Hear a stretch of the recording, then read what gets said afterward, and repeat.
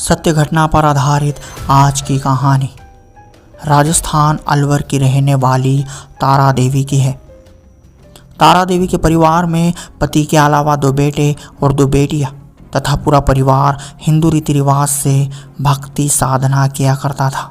देवी देवता देवी की पूजा करते थे, शिव जी की पूजा करते थे, नवरात्रे करती थी, मैं भी करती थी, मेरी बेटी भी करती थी और मतलब मेरे पूरा ही परिवार ही ज्यादा करके ही इसी भक्ति में लगा। कहते हैं सुख और दुख धूप और छांव की तरह होते हैं। सुख के जाने के बाद ही आता है दुखों का दौर।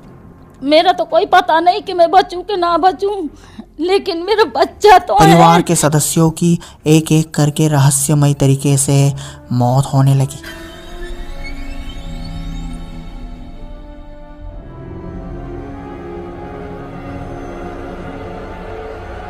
लड़की मेरी बाथरूम में ऊपर की बीमारी ने घोट के मार दी और मैं देखती रही सामने बैठी बैठी। तारा देवी की बड़ी लड़की बाथरूम में थी और वहीं पर था बुरी आत्मा का साया।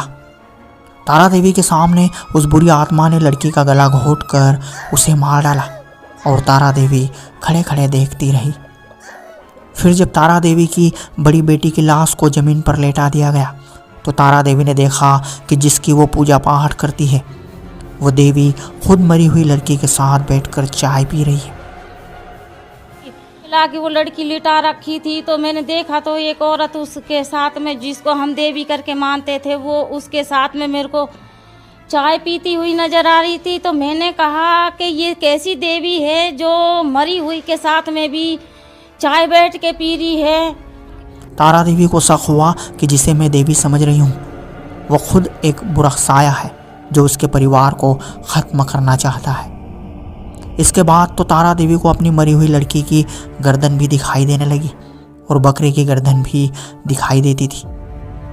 एक बार तो हद हो गई, जब तारा देवी ट्रेन से कहीं जा रही थी तो अपने आप ही तारा देवी के सारे कपड़े शरीर से फिसलकर जमीन पर गिर गए। लड़की की गर्दन दिखाई देती है और बकरे की गर्दन भी दिखाई देती है, और अगर मैं ऐसी खड़ी हो जाती तो मेरे सूट और सलवार निकल के ट्रेन में गिर जाती थी।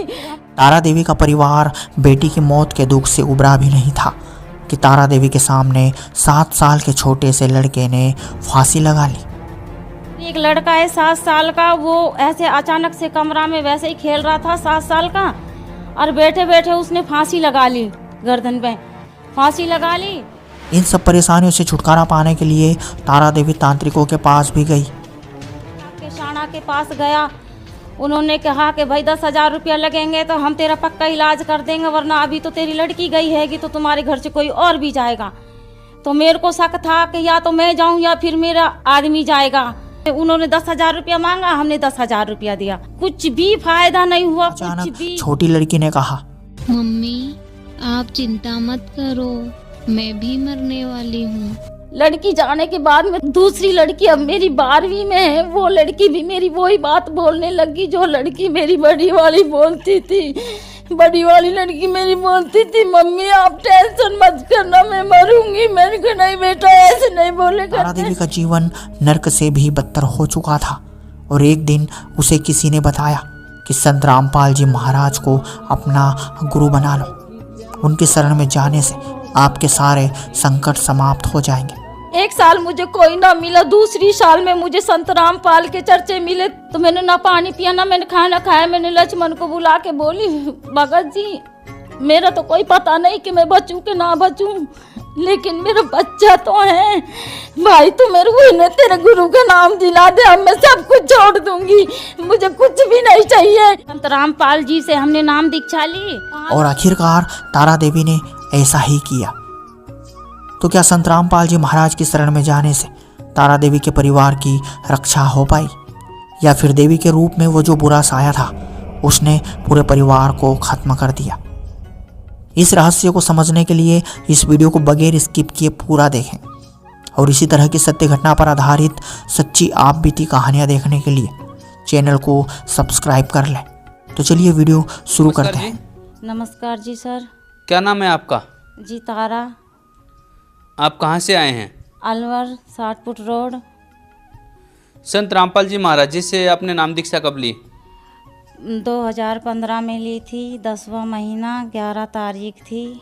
संत रामपाल जी महाराज जी से नाम दीक्षा लेने से पहले आप क्या भक्ति साधना करते थे? सर देवी देवता, देवी की पूजा करते थे, शिव जी की पूजा करते थे, और सारे देवी देवतान की, मतलब ज़्यादा करके सभी देवी देवतान की हम पूजा करते थे। नवरात्रे करती थी, मैं भी करती थी, मेरी बेटी भी करती थी, और मतलब मेरे पूरा ही परिवार ही ज़्यादा करके ही इसी भक्ति में लगा हुआ था।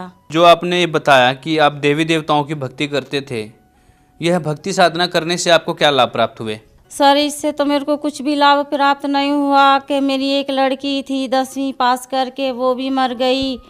मेरा एक जेठ था, वो भी एक्सपायर हो गया, वो रेल के नीचे कट के मर गया। और लड़की मेरी बाथरूम में ऊपर की बीमारी ने घोट के मार दी, और मैं देखती रही सामने बैठी बैठी। और मेरे को मालूम था कि मैं देवी के ऊपर इतना विश्वास करती थी कि जिसके ऊपर मैं मेरा सारा घर परिवार छोड़ दिया। और मैंने देखा कि मेरी बेटी के साथ में उसने पकड़ के और गला घोट दिया, और मैं गेट से बाहर बैठी बैठी देखती रही। अब मेरे को मालूम ना कि ये मर गई लड़की, तो छत पे पानी की टंकी फुल भर गई। तो मेरे को पता लगा, मैंने कहा लाली गेट खोल, और मैंने कहा मोटर बंद कर, तो मोटर बंद नहीं करी। मैंने पड़ोस में ज़ोर से चीखी चिल्लाई, तो मेरे सारे पड़ोसी आए भाग भाग के। वो बोला कि भाई क्या होगा? मैंने कहा पता नहीं, है तो गेट नहीं खोल रही। अब मेरे को मालूम तो था कि भाई इसको किसी ने दबाया, लेकिन अगर मैं ऐसा कुछ बोलूं तो किसी को विश्वास नहीं आएगा, तो ये कहेगा कि ये लड़की पागल हो गई। तो इसकी वजह से मैं कुछ नहीं बोली। तो पड़ोसी वो लड़की निकाल के और हॉस्पिटल लेके गया तो उसमें कुछ भी नहीं था। वो लड़की तो यहीं ख़त्म कर दी थी दबा के। अब वहाँ से लेके आया तो मैंने यहाँ पे घर पे ला के वो लड़की लिटा रखी थी। तो मैंने देखा तो एक औरत उसके साथ में, जिसको हम देवी करके मानते थे, वो उसके साथ में मेरे को चाय पीती हुई नज़र आ रही थी। तो मैंने कहा कि ये कैसी देवी है जो मरी हुई के साथ में भी चाय बैठ के पी रही है। तो हमें भगत जी, अब हम उस टाइम तो हम सर कुछ कह नहीं पाए, लेकिन हाँ कि लड़की को दाह संस्कार करने के बाद में जब हमने हमारे आदमी से बोला कि मैंने कहा मुझे कुछ ऐसा दिखाई देता है, और मुझे लड़की की गर्दन दिखाई देती है और बकरे की गर्दन भी दिखाई देती है। तो घर वाले कहने लगा कि तुझे ने कुछ टेंशन हुई पड़ी है लड़की की, इसकी वजह से तू ऐसे बोलती रहती है। तो भगत जी मेरी एक लड़का है 7 साल का, वो ऐसे अचानक से कमरा में वैसे ही खेल रहा था 7 साल का, और बैठे बैठे उसने फांसी लगा ली, गर्दन पे फांसी लगा ली। तो मेरी लड़की कुछ लेने के लिए आई थी, तो वो देख के एकदम सो और ज़ोर से चिल्लाई पापा मम्मी। तो मेरा परिवार भी मेरे पास ही था कुछ, तो आया भाग के, तो देखा तो लड़का मेरा बकस पे पड़ा हुआ है और गर्दन चुन्नी से बांध के खिंची हुई है। उसको निकाला तो हमारा छोटा वाला लड़का मेरा 1 साल 11 महीना का था वो। तो छोटा लड़का देखा तो छोटा लड़का बिल्कुल खूनों में नहा चुका था। तो हम भाग के शाना के पास गया, उन्होंने कहा कि भाई 10,000 रुपया लगेंगे तो हम तेरा पक्का इलाज कर देंगे, वरना अभी तो तेरी लड़की गई हैगी तो तुम्हारे घर से कोई और भी जाएगा। तो मेरे को शक था कि या तो मैं जाऊं या फिर मेरा आदमी जाएगा। उन्होंने 10,000 रुपया मांगा, हमने 10,000 रुपया दिया, कुछ भी फायदा नहीं हुआ, कुछ भी। उसके बाद में हमारे पास एक भगत जी आता जाता था, लक्ष्मण भगत जी। तो उन्होंने कहा कि आप हमारे गुरुजी का नाम ले लो। मैंने कहा भैया हम तेरे गुरु का नाम कैसे लें, अब हम दई देवता कैसे छोड़े। तो बोला तो तुम क्यों, तुम्हारे ऊपर इतनी बुरी परेशानी आ रही हैगी कि वो हमारे घर पे आते जाते रहते, वो उनको सारी बात का मेरे घर का पता, हम उनको कुछ बात भी नहीं बताते थे। तो वो हमारे घर पे आके चुपचाप ही बैठ जाते थे, और मैं कुछ नहीं बताती थी उसको कि भाई हमारे घर पे कोई सियाना तांत्रिक आएगा, मैं कुछ नहीं बताती थी। फिर भी कुछ ना कुछ बात के ऊपर तो उनको मैं पता लग जाता था। मैंने कहा हाँ भाई वहाँ करवाया था, मेरे को फ़ायदा नहीं हुआ। तो वो भगत जी बोला कि तो ऐसे करो आप हमारे गुरुजी का नाम ले लो। मैंने कहा मेरा पापा भी तांत्रिक है, मेरे पापा भी शानपत करते हैं। तो मेरे पापा बोला कि तू चल तेरा इलाज मैं कर दूंगा, तेरी ज़्यादा कुछ हालत ख़राब है।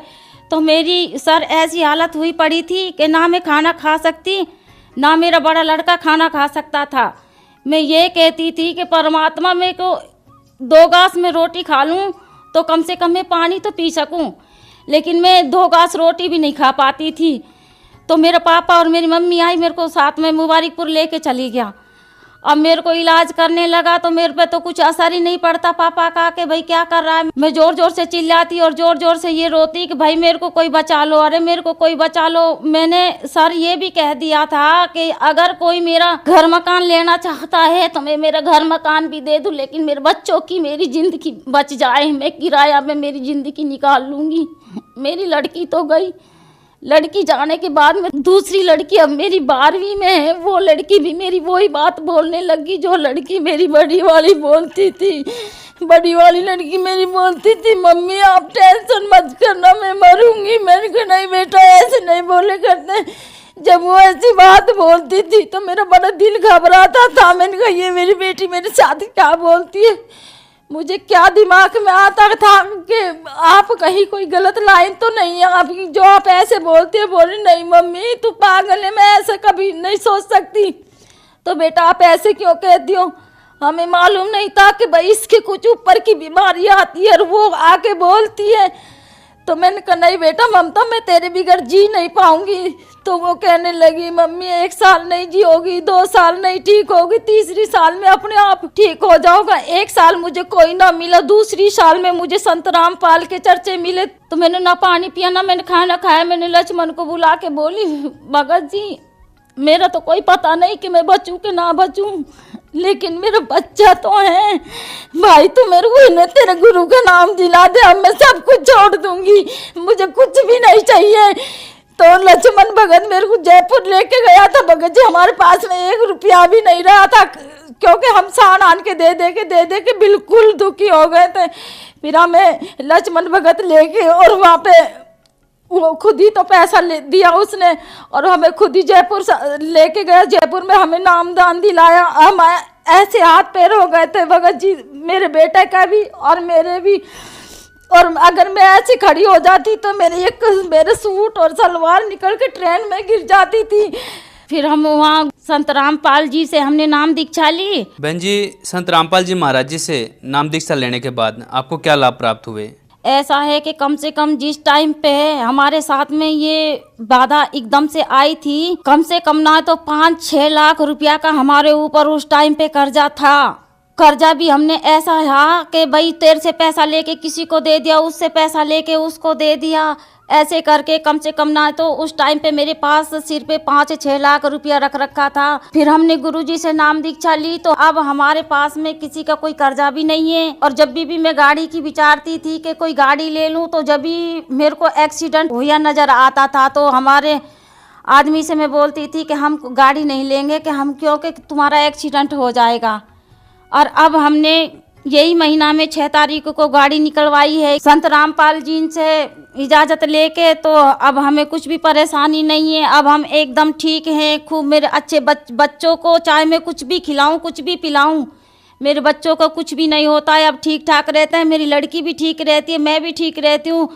और हमारे आदमी के 3 गांठ थी पेट में और वो गांठ भी नहीं है, वो भी अब मेरे बच्चा खूब ठीक रहते हैं। कहीं पे भी दूध पियो, कहीं पे भी कुछ भी सफ़ेद चीज़ खाओ। पहले कभी मैं भी सफ़ेद चीज़ कभी कोई खा ना पाती थी, ना मेरे बच्चन को खिला पाती। अब मेरे बच्चान को चाहे कहीं पे आओ कहीं जाओ अब हमें कोई परेशानी नहीं है। अब मेरी लड़की भी मेरी अब 12वीं में है, कोई परेशानी नहीं है। मेरी लड़की भी अब ठीक है। अगर कोई ये कहे, मेरे पीर वाला ये कहते हैं कि तूने कहाँ से नाम ले लिया, ये तूने सब कुछ छोड़ दिया, तो अगर हमारे कोई कुछ भी बोले तो भी हम ये परमात्मा को नहीं छोड़ सकते। हमें तो संत रामपाल जी हमारे परमात्मा हैं, हमें जीवन दान दे दिया तो हमारे तो ये परमात्मा है, हमारे ये भगवान है। संत रामपाल महाराज जी इनसे जब से हमने नाम दीक्षा ली हैगी, जब से हमें कोई टेंशन नहीं है। बहन जी आपके गुरुजी अभी जेल में हैं, जेल में होते हुए भी आपकी उनके प्रति कैसी आस्था है। अगर परमात्मा जेल नहीं जाता तो हमें ये बिल्कुल भी एहसास नहीं होता। हमारे संत रामपाल गुरुजी में भी कुछ शक्ति है। गुरुजी हमारा जेल नहीं जाता तो हम ये समझता कि क्या पता कोई जादू मंत्र तो नहीं कर दिया इसने हमारे ऊपर।